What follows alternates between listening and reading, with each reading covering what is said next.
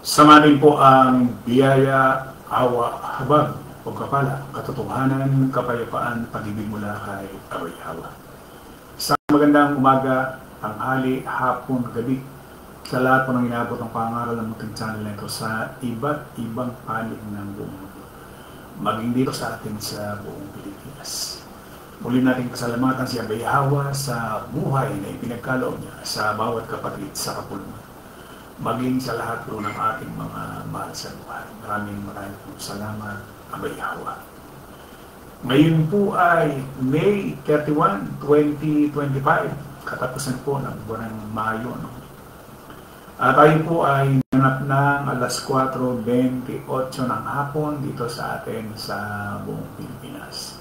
So magandang hapon po sa lahat po ng ating mga viewers. Magandang hapon, Luzon, Visayas at Mindanao.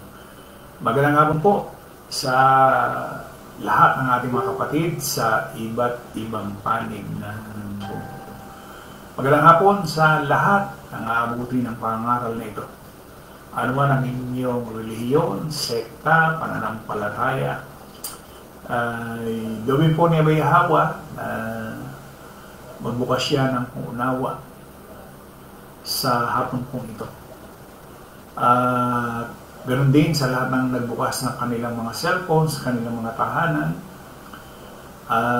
Muli isang mabiyayang pakikinig po, nawa ay ipaunawa ni Aroy Hawa sa lahat na makakapanood, makakapakinig dito pong ating paksa. No? Magandang hapon po sa bawat isa. Tayo po ay live dito sa Facebook.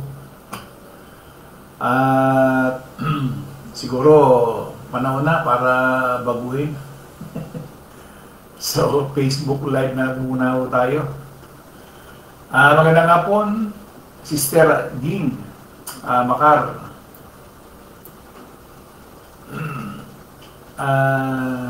Sister Chris de la Cruz King, magandang hapon.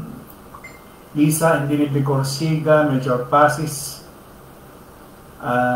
Brad Rodelio Nava, Brad Wilfredo Bedes, Troy Corsiga, Carlo Roll,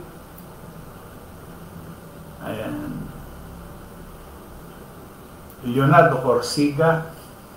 Sige ho, sabayan na natin ang pag-share, no, habang ako'y bumabasa na mga pangalan ng ating mga kapatid. Sister Lolita Corsiga, ayan, meron tayong 12 komento, 8 na po yung ating viewers. Brad Noli Tungkuwa, magandang hapon.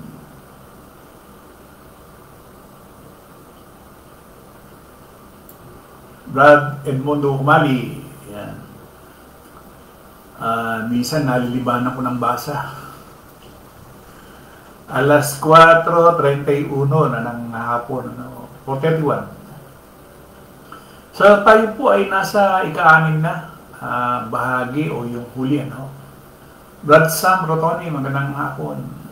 Ayan. Sister Lori Calderon, magandang hapon. Brad Emiliano Umali, ayan. So tayo po ay nasa ika-6 na bahagi na, no? Dito po sa ating panghuling bahagi ay babasahin natin yung ating paksa, yung pinakapaksa natin sa loob ng 6 na araw. Ito po yung banggit upang ang lingkod ng Diyos ay maging ganap at handa sa lahat ng mabubuting gawain. Yun daw lingkod ng Diyos. Meron ho bang hindi lingkod ng Diyos? Marami ho.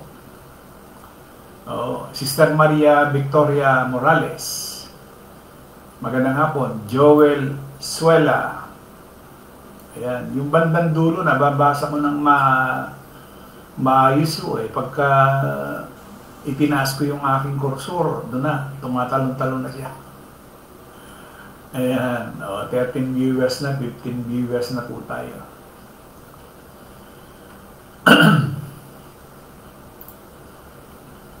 Doon sa 16, ang nakalagay ho dyan, pangalawang Timoteo 3:16, ang lahat ng mga kasulatan na kinasihan ng Diyos ay mapakinabangan din naman sa pagtuturo, sa pagsansala, sa pagsaway, sa ikatututo ng nasa katuwiran, upang ang tao ng Diyos ay maging sakdal, pinuruang lubos sa lahat ng mga gawang mabuti. Kinakailangan ba na maging sakdal ka? Baso sa ating binasa. Sister Loren Paulan Fernandez, Sister Shirley Ragarisa.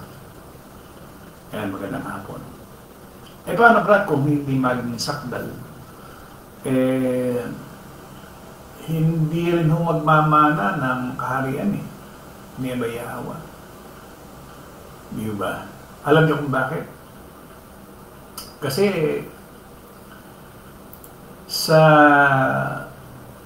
unang Pedro 1, ang nakalagay ho'y ganito sa 15. Banal ang Diyos na tumawag sa inyo, kaya dapat magpakabanal din kayo sa lahat ng ginagawa niyo. Sapagkat sinasabi ng Diyos sa kasulatan, magpakabanal kayo dahil banal ako.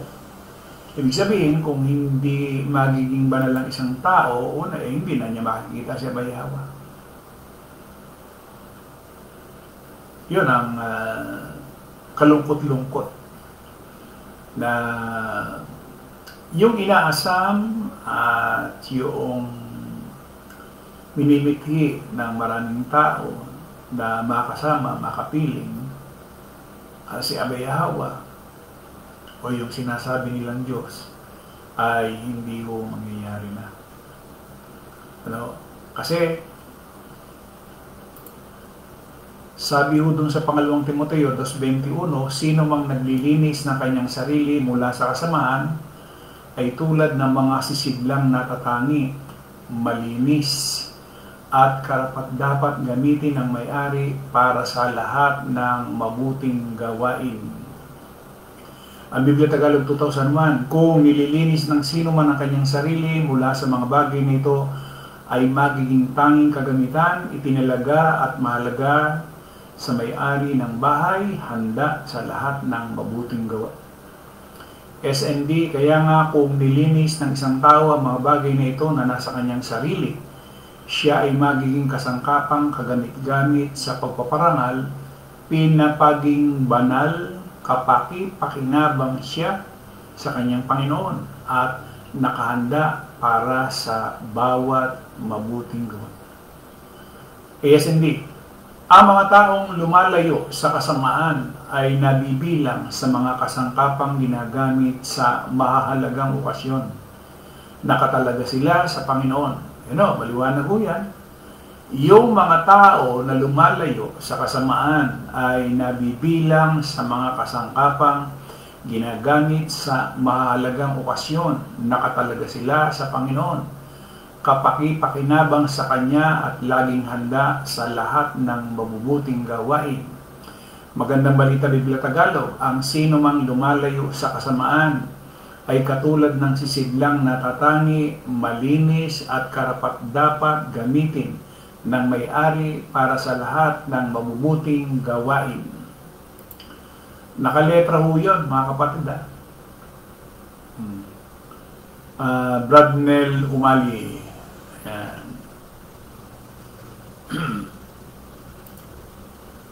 Awit 119:9. Paano lilinisin ng isang binata ang kanyang daan? Tanong mo, sa pagdinig doon, ayon sa iyong salita. Hindi, paano mapapanatili ng isang kabataan na maging malinis ang kanyang buhay? Mamuhay siya ayon sa inyong mga salita. Magandang balita Biblia Tagalog, paano mapapanatiling malinis ang pamumuhay ng sino mang tao sa kanilang kabataan sa pamamagitan ng pagsunod sa banal mong kautusan.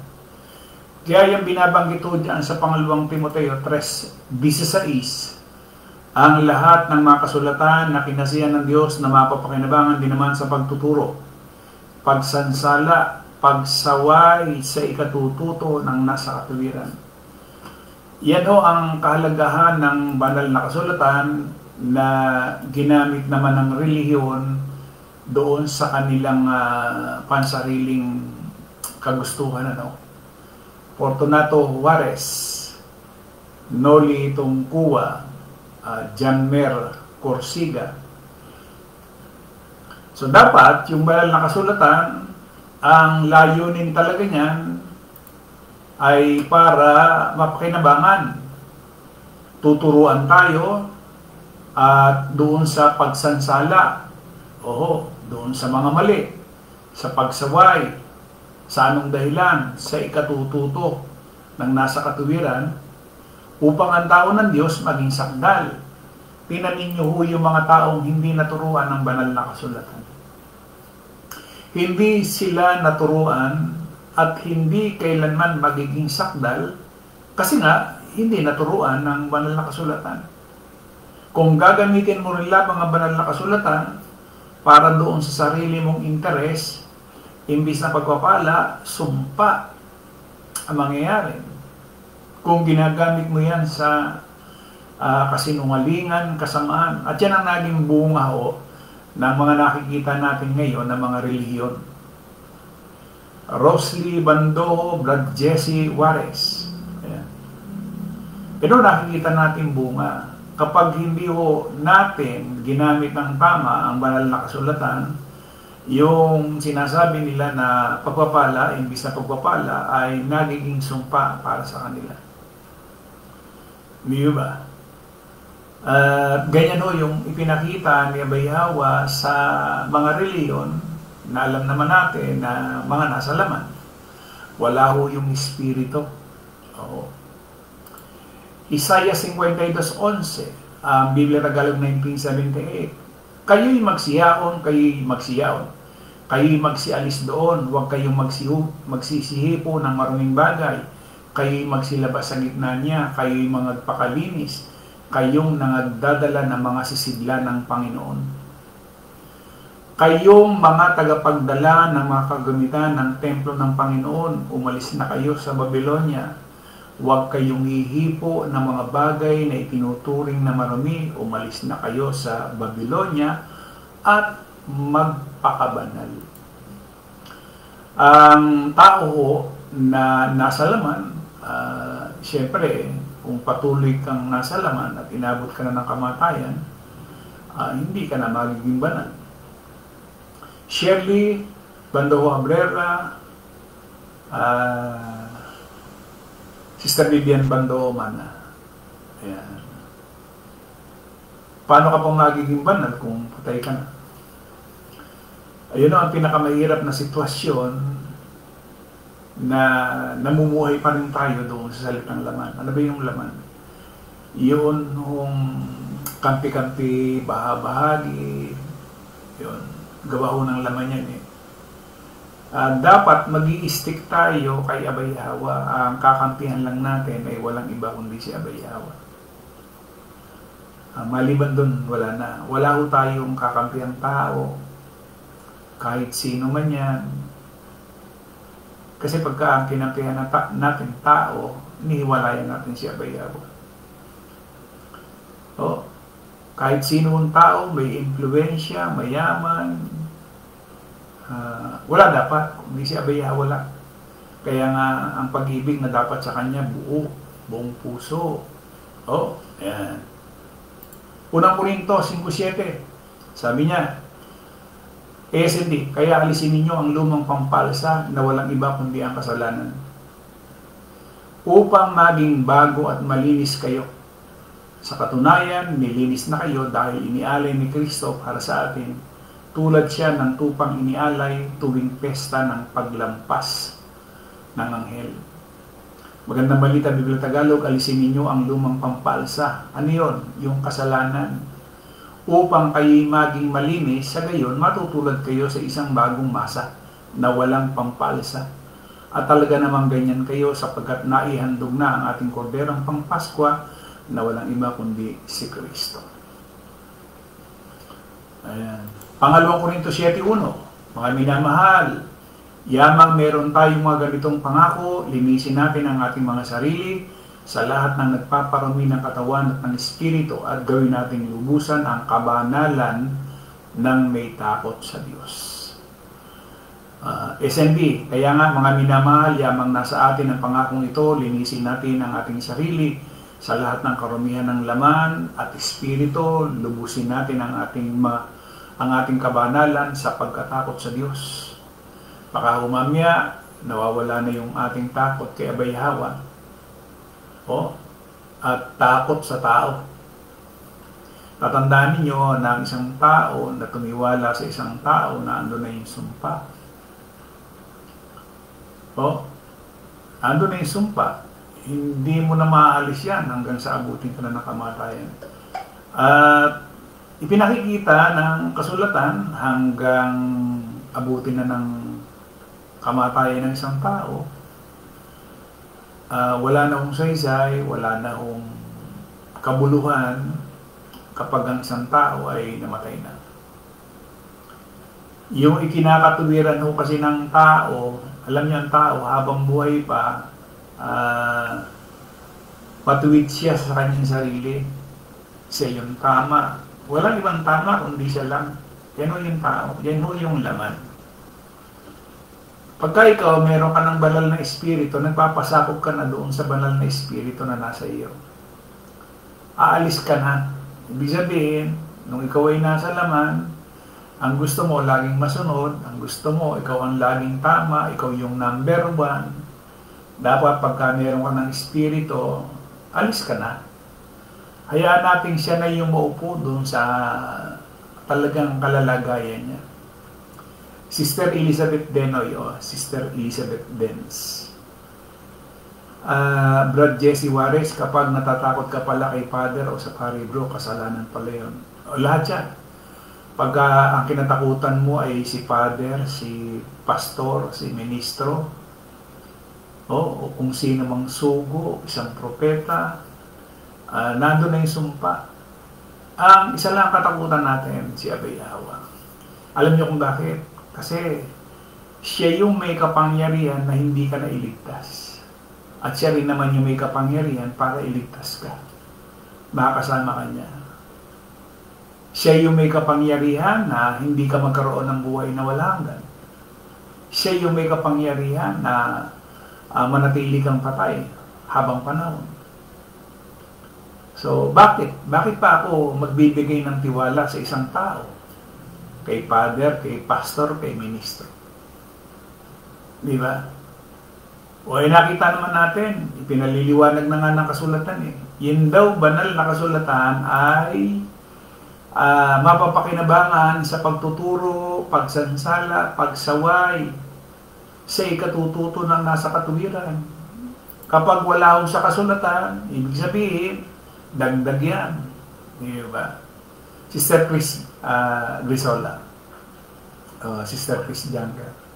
Basta wala sa kasulatan, invento, turo ng tao, delikado yun. Kasi pagkaturo ng tao at sinunod natin, sumpa ang aabutin natin. So, wala ho yung salitang pagpapala. No?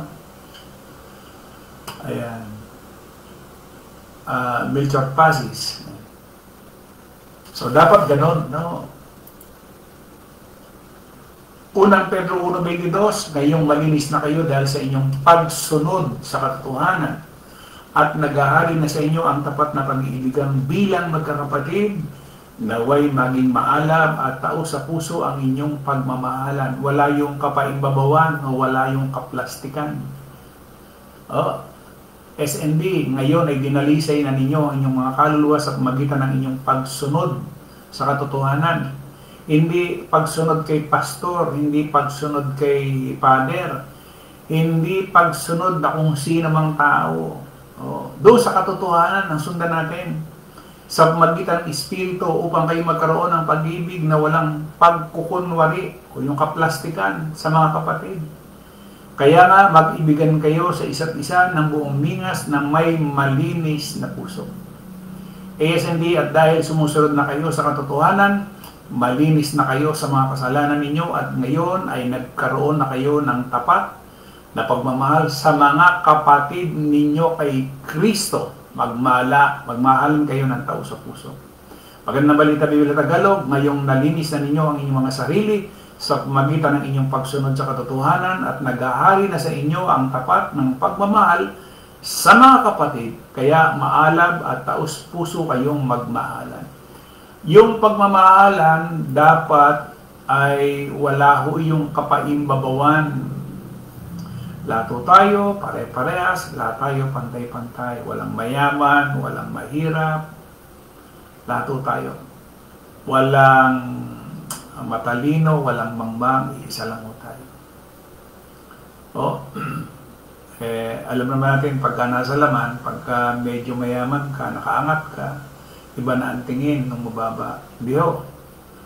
Iisa lang ho yung tumubo sa atin. Nagpakababa, nagpakadukha, para lang tayo matubos dun sa ating kasalanan. Bagamat siya'y mayaman, nagpakadukha. Di ba? Siya may hawa. Dapat yun ang matutunan natin.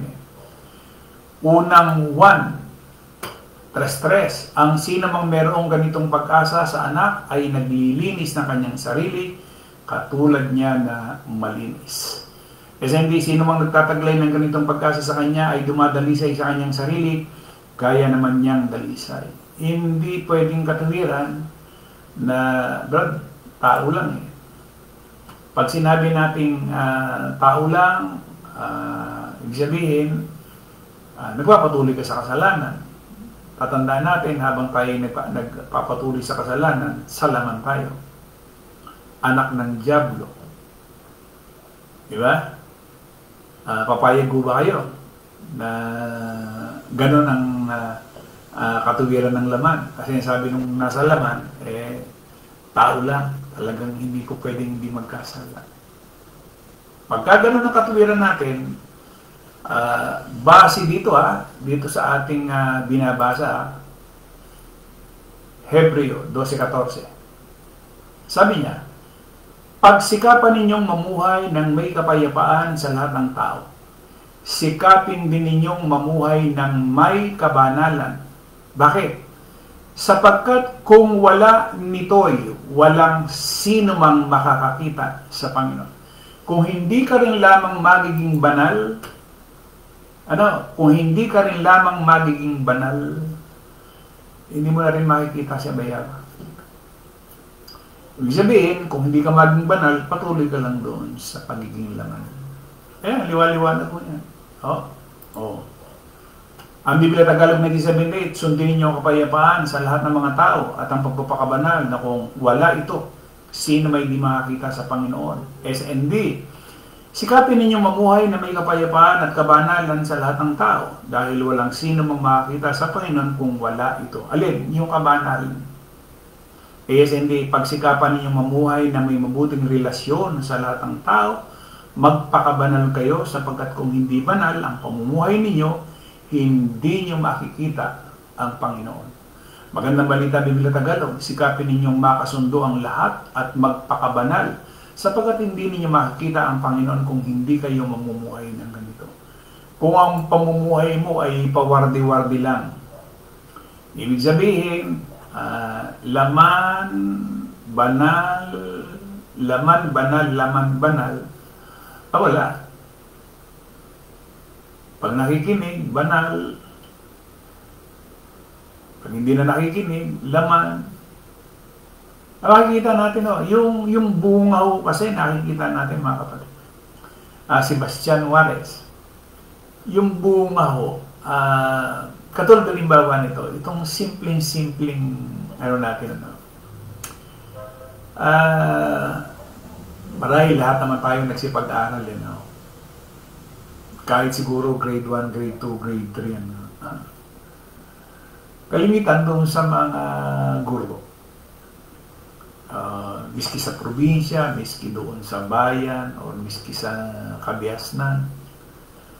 Ang laging tinitingnan ng guro yung attendance. Di ba?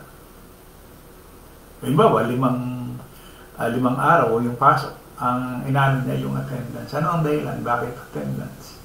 Siyempre, iniisip ng guro na yung kanyang estudyante,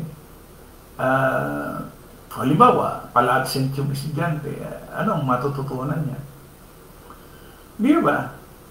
Kahit hindi tayo guro, hindi tayo teacher, yung mga tinapos, alam natin dahil bilang magulang, ano matututunan ng bata kung hindi siya pumapasok, di ba? So kinatatamaran yung pumasok, and then pagdating halimbawa ng pagtatapos ng klase, ibig sabihin hindi na siya nakapasok, di balik na naman siya doon sa kung saan siya. Kung halimbawa grade 2, di balik grade 2. Di ba? Di ba tama ko yun? So yan ho ay sa panglamang aspeto, no? Paano kaya yung pang-spiritual na aspeto? Kung hindi natin maipapamuhay yung sinasabi ng banal na kasulatan, saan kaya ho tayo? Maliwanag ho naman yung sinasabi. O hindi natin makikita si Abayawa. Kung gusto natin hindi makita si Abayawa, di magpapatuloy lang tayo dun sa pagiging laman. Ano? Kaya lang, pansamantalang akala mo nakaligtas ka dahil okay lang. Kaya yung sinasabi mo kahapon, bahala na si Batman. Di ba? Kaya lang, sabi nga, wala namang pagsisising nasa una eh. Lahat kasi ng pagsisisi laging nasa uli. Di ba? Ayan, time check na ho. So, yun lang ho mga kapatid. Yang pagpapakabanal, kailangan. Yung pagiging sakdal, kailangan natin. So, paano tayo maging banal? Paano tayo maging sakdal? Sundin lang natin. Simple lang yung sinasabi ng kasulatan. Hindi natin kailangan yung nakikita natin sa mga reliyon. Every Sunday, sisimba. Pero pagkatapos ng pagsimba, nasa laman. Kung ano yung ginagawa ng laman, inom dito, inom doon, bisyo rito, bisyo doon. Sarap nga ng buhay dito sa Pilipinas. Meron nyo, tambay ka, maghapon tambay pero nakakainom ka. Maghapon kang tambay, nakakasigarilyo ka. Sa ibang bansa, kinakailangan may hanap buhay ka. Di ba? Pero dito, nakakaani yung mga tao, di ba? So, ano sabi dito sa pangalawang Pedro 1:4, sa pamamagitan ng mga ito, ibinibigay niya sa atin ang kanyang mga halaga, ang dakilang pangako, upang kayo maging kabahagi sa kanyang kaligasan bilang Diyos. Yamang nakaiwas na kayo sa kabulukang nasa sanlibutan dahil sa masamang pagnanasa. ASMB. At sa pamamagitan din ito, ipinagkaloob niya sa atin ang mahalaga at dakila niyang mga pangako. Ginawa niya ito para makabahagi tayo sa kabanalan ng Diyos at matakasan ang mapanirang pagnanasa na umiiral sa mundo nito. Hanggat hindi tayo umaalis doon sa mga pagnanasa ng mundong ito, ay hindi tayo talaga magiging banal. Hindi kailanman tayo maging banal. Sabi nga ako sa inyo, 24 oras o yan. Yung iba ho, parang kulang yung 24 oras. Parang kulang na kulang. Gusto pa nila 24 times 2 ang isang araw. Ba't ganun sila kasigli sa buhay na ito? Di ba? Nasa laman kasi.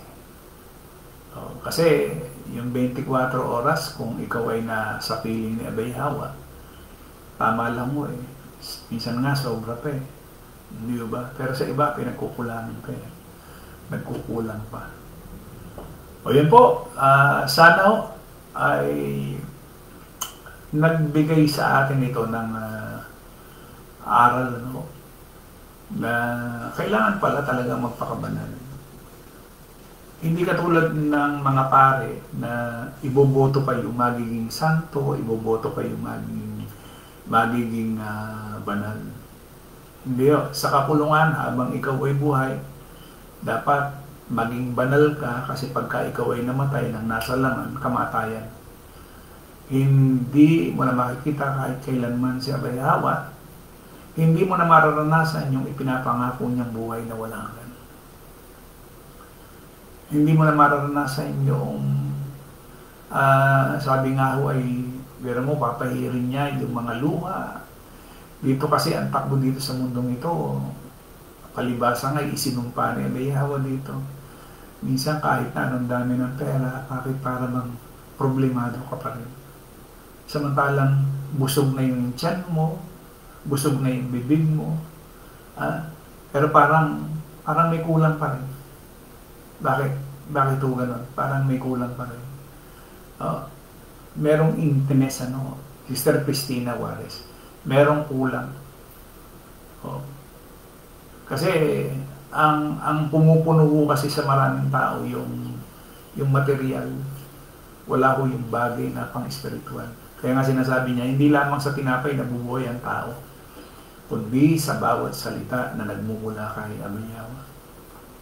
Miski ho financially incapable ka na, ibig sabihin, kung financial lang, meron nga ako nakausap, 83 anyos na, 83, malakas pa siya. No? Pero ang iniinom niya sa loob ng isang araw, mga 20 tabletas, kasama kapsula. 20 nakapagtapos. 4 yung anak niya, lahat nakatapos. Nung kami magkausap nga, papunta nga siya ng Hong Kong. So, pambiyahe-biyahe na lang. Pero nakita nyo, pabira, 20 perasong gamot. Araw-araw ang tinitake niya.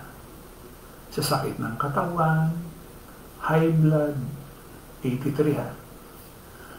Nakita nyo ba yung punto ron? May kulang, Nabira niya yan. Sabi ng iba, kung po pwede nga lang, ganun na lang mangyari sa... Hindi rin Kaya nga sabi ko nga, hindi ibig sabihin na kung mo dumating ka dun sa ganung edad.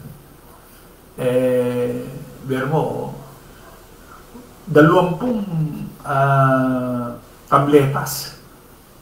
Ang iniinom mo araw-araw. Hindi ba? Tumatanggap ng allowance siya dun sa kanyang mga anak. Pero ano ba say nun? Ano bang kabulo nun? Kung wala siya ba yan? Wala rin. Hungkag. Di ba? Hungkag yung buhay ng isang tao kapag wala siya Abayhawa. Tandaan mo yan. Hungkag yan. Kahit na anong dami ng pera mo, ang dami mo ng ari-arian dito sa mundong ito. At wala si Abayhawa, hungkag lahat yan. Itsura lang mo yan ng balon. Puro hangin ang laman. Nakita niyo ba yung punto doon? Walang saysay, walang kabuluhan. Samantalang kung ikaw ay si Abayhawa ay nasa atin, punong-puno. Punong-puno tayo ng pagpapala, andin yung kagalakan, andin yung kapayapaan. Yun kasi yung wala sa isang nasa laman. Trabaho, 2 trabaho sa isang araw, 3 trabaho sa isang araw, kayod, kalabaw, pagdadating ng hapon, pagod, hapo, stress. Bakit ko? Wala tama yung sinasabi ni Sister Maria Victoria, nakakapagod sa mundong ito, bro. Hindi ba? Lalo na, pagka wala ka, wala si Abayhawa sa iyo. Kasi si Abayhawa lang nagbibigay ng kapayapaan. Hindi yan nabibili sa Mercury. Yung kagalakan, yung kapayapaan. Hindi ba? So yun po, magandang hapon sa lahat po ng ating mga viewers. Ayun, loobin po ni Abayhawa na dito na muna tayo sa Facebook. Ayun, walang interaction yan. Nabasa ko na lahat ng mga kapatid.